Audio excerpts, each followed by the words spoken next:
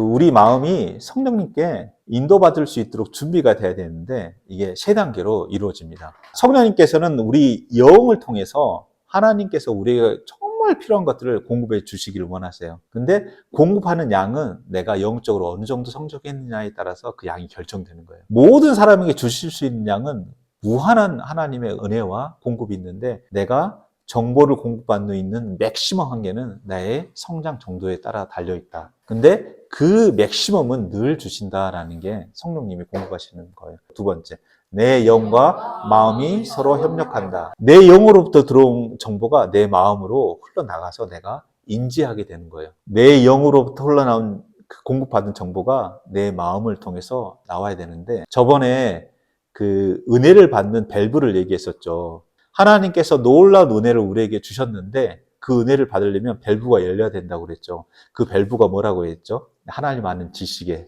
양.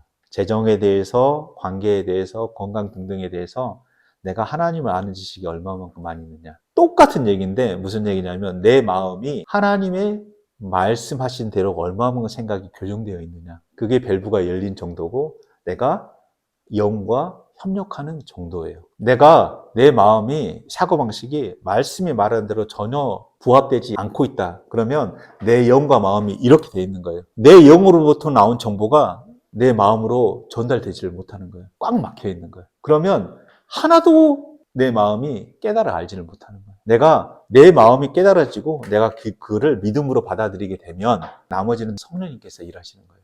우리가 애를 쓰고 하는 게 아니라 내가 그 받은 정보와 계시를 내가 믿음으로 내 마음이 깨달아가지고 믿음으로 붙잡으면 그 다음에 성령님께서 그 받은 대로 행하셔가지고 우리가 열매를 맺을 수가 있는 겁니다. 그래서 1번, 2번, 3번이 중요한데 잘 보시면 1번과 3번은 그냥 성령님이 하세요.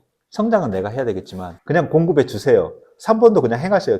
2번을 내가 해야 돼요. 내 마음이 내 영과 협력할 수 있도록 내 마음이 새롭게 돼야 돼요. 이게 너무 중요한 부분이에요.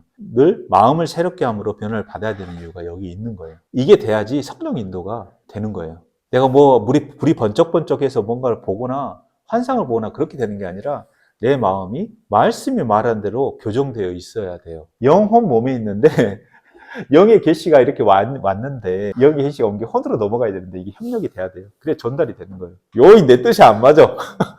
뭘 전달해 주려고 했는데 싫어하고 딱 쳐버렸어요. 에이, 그러면은 예비된 축복을 하나도 받지 못하는 거예요. 자기 마음대로 하는 거예요. 늘. 어떤 방식이에요? 악인들에게 죄인들의 길, 오만한 자의 자리에서 배운 것들을 가지고 그냥 살아가는 거예요. 그래서 로마서 12장 2절 말씀이 필요한 거죠. 성령님께서 하나님께서 우리를 위해서 주시는 그 정보가 있거든요. 그 정보를 성령이 받으셔가지고 우리한테 영한테 얘기를 해주세요. 그 영이 혼한테 전달을 해줘야 되는데 변화를 안 받았어요. 아, 날 잘 모르겠어, 싫어. 그러면 몸은 뭐예요? 혼 쫄개잖아요. 그냥 따라가는 거죠. 하나님의 축복이 혼과 몸에 하나도 전달이 되지 않는 거예요. 그래서 마음을 새롭게 함으로 변화를 받는 게 영에서 얘기하는 대로 우리 생각이 변화돼야 된다는 거죠. 변화되는 것만큼 밸브가 열리는 거고 변화되는 것만큼 우리 안에 성령님이 일하실 수 있는 조건이 확보되는 겁니다. 성령님께서는 어떻게 얘기하시는데 부드럽고 조용한 소리, 세미한 소리로 우리에게 말씀하시는데 우리 마음이 잘못된 정보도 많이 듣고 분주해요. 그리고 특히 뭔가에 분노, 화가 많이 나 있어요.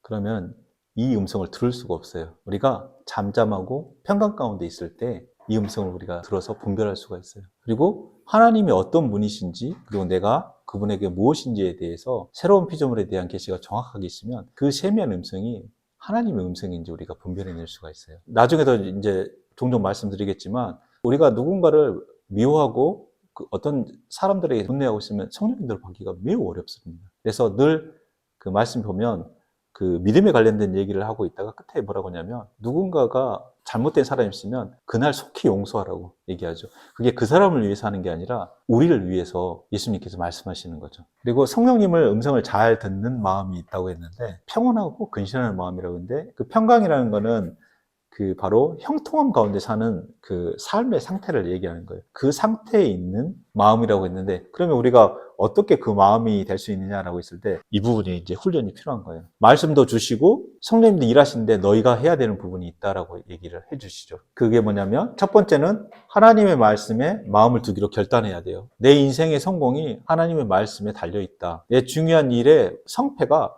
하나님의 말씀에 달려있다라고 내가 결단해야 된다는 거죠. 그리고 그 다음에 그 말씀이 말하는 방향으로 내 마음을 훈련시키는 과정이 필요하다. 내가 지금 악인들의 꾀를 따르고 죄인들의 길에 나도 모르게 서 있고 오만한 자들과 현재 자리를 같이 하고 있는 교정받아야 될 부분이 있다는 거예요. 그런 부분들을 끊어내고 말씀이 내 인생을 결정하는 가장 중요하다는 거에 대한 결단과 그 말씀이 말하는 대로 내 생각을 교정해서 맞추는 훈련이 필요하다고 했어요.